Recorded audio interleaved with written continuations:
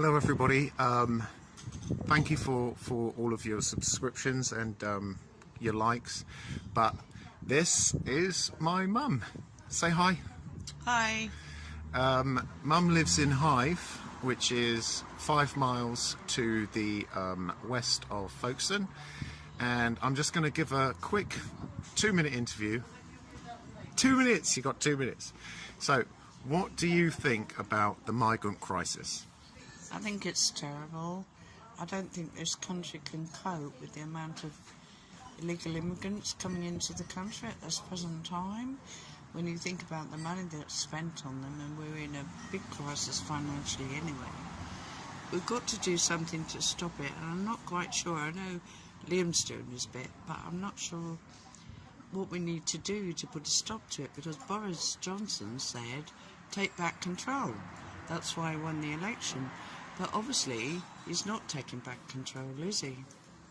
No, so you used to work with young migrants. How many out of, like, percentage-wise, how many of the migrants that are here are original, they really need asylum, and how many of them are fake and economic? Possibly, I would say 50%, and that's giving it a good... But the trouble is, I must tell you, that when the migrants come in and have an interview with the Border Force, they've been told to say they're 16. And once they say they're 16, the Border Force say, over to you, social services, you prove they're not 16. And that is the problem. The Border Force, a social worker has to be at the docks, social worker interviews and says to the Border Force, come on mate, he's got a beard growing into his chest hair. He's not 16, your problem, not ours. So why do you think there's so many young men coming? Because you worked for how many years in about maybe two. What, for Kent County Council? Yeah. So why do you think so many men are coming? Well, the men, obviously some of them, the true illegal immigrants, have suffered a great deal, and I have to say I've never met any nasty person at all, but the true ones have fled Afghanistan, Iraq, but with Eritrea, what they're fleeing is serving to do their national service.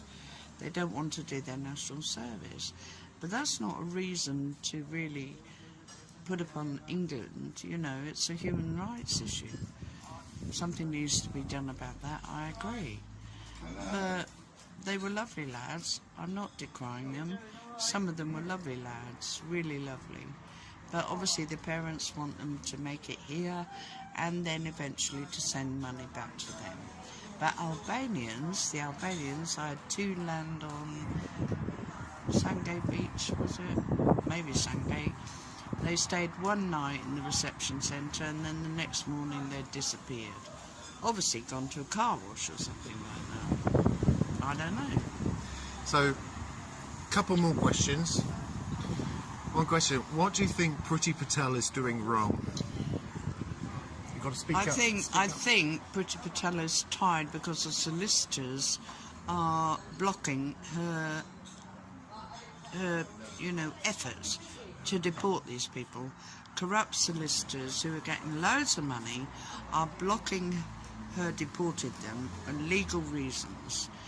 But at the end of the day, what I would like is for Boris Johnson to actually come on TV and let us know what the heck he's going to do about it. What is he going to do about it?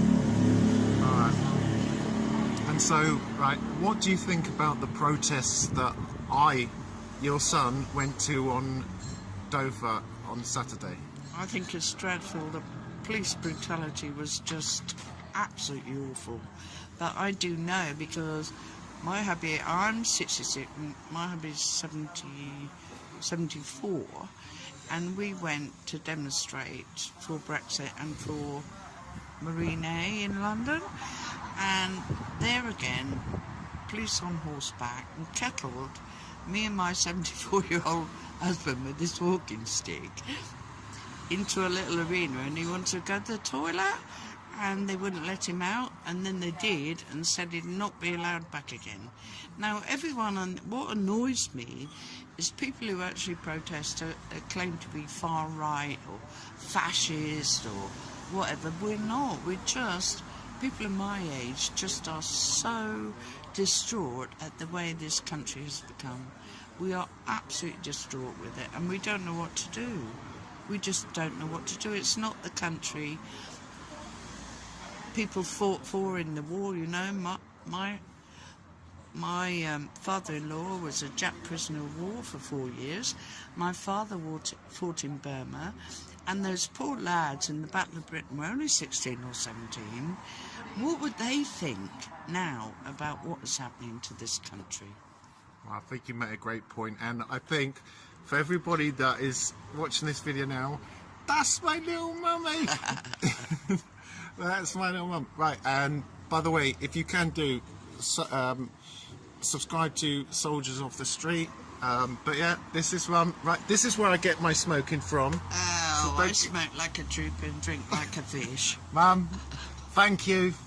Okay, bye everybody. So bye. I need to get you your own YouTube channel. Yeah.